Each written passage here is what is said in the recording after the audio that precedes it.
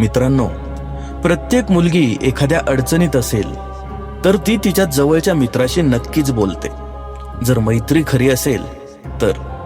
तसेच मोनिकानेही आज कॉल केला तिच्या जवळच्या आणि जुन्या मित्राला, म्हणजेच रमेशला. आणि पुढे काय झालं पहा.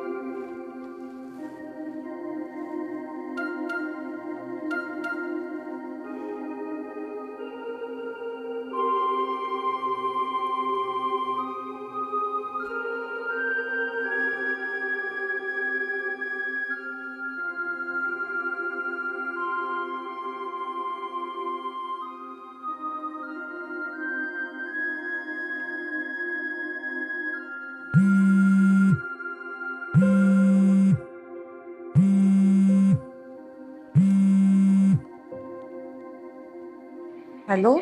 अरे बापरे, मोनिका मॅडम, चक्क आज तुम्ही स्वतःहून फोन केला. दिवस नेमकं फोन बोला म्हणायचं आज. रमेश गप रे. अगं गप काय गप, कुठे गायब होतीस तू? किती कॉन्टॅक्ट करण्याचा प्रयत्न केला मी तुला माझ्याकडे. तुझा फोन बंद, व्हॉट्सअप पण बंद. काय सांगू आता, खरंच सॉरी अरे रमेश, पण तू काय आता भांडू नकोस बाबा.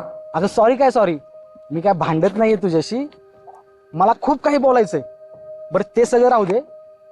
कशी आहेस ग तू, आणि संसार कसा चालू आहे तुझा? बरा चाललाय, एकदम छान.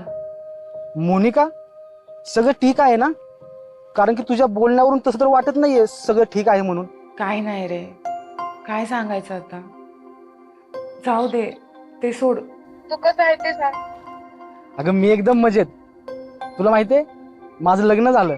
काय, अभिनंदन. अभिनंदन.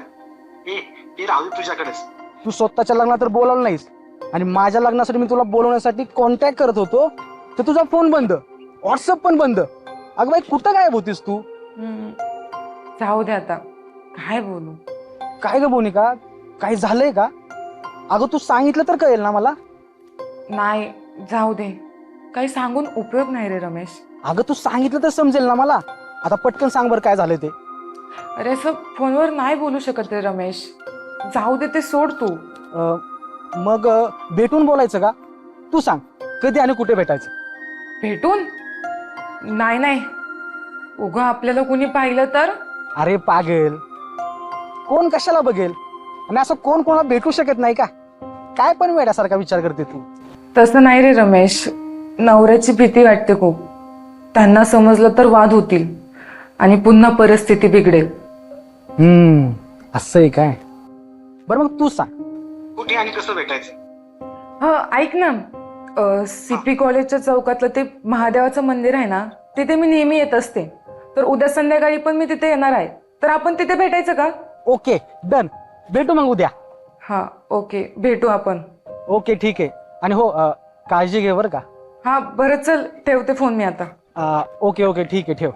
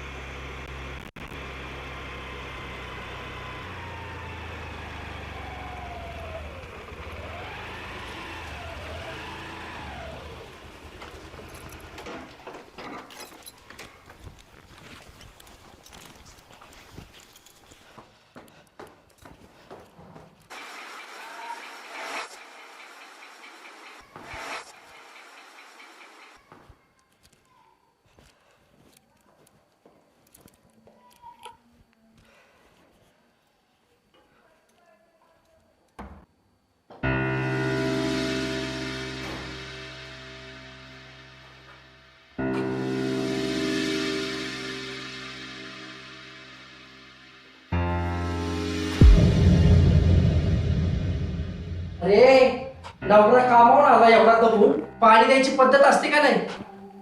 अहो ते जरा चक्कर येत होते म्हणून झोपले होते. मिली तर नाही ना, जिवंत आहेस ना.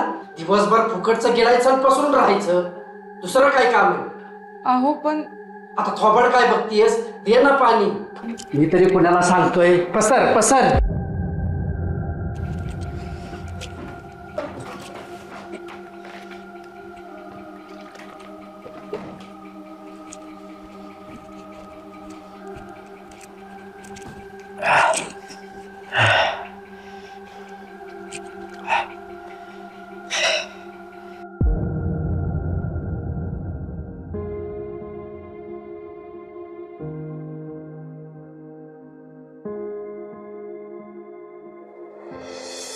ऐक की, अहो ऐका की, माहिती मला लग्न झालंय, अहो जाऊ घालावं लागतं.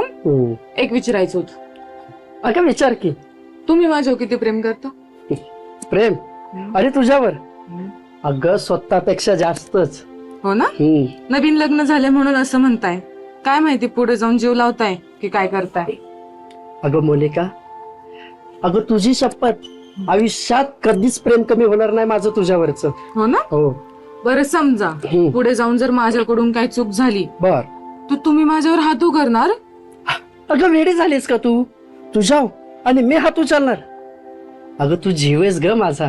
खरंच? हो. मोनिका, तुला एक सांगायचं होतं, फक्त आयुष्यात कधी फसवू नकोस मला. कधीच फसवणार नाही मी तुम्हाला.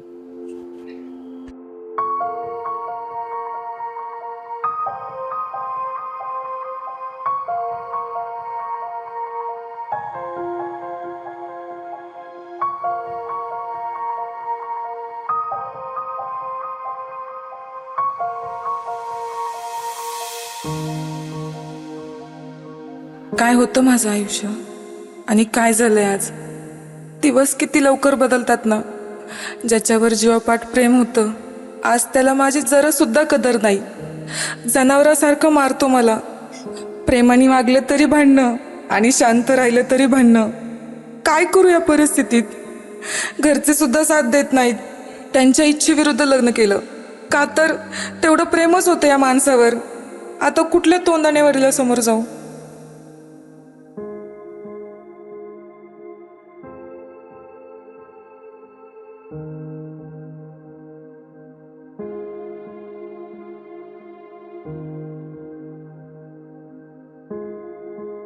का असं वागताय हो? तुमचा काय गैरसमज झालाय का माझ्याबद्दल नेमका? विचारलं तर सांगत पण नाहीत. अहो किती प्रेमाने वागायचा प्रयत्न करते, तरी एवढा रागराग का करताय माझा?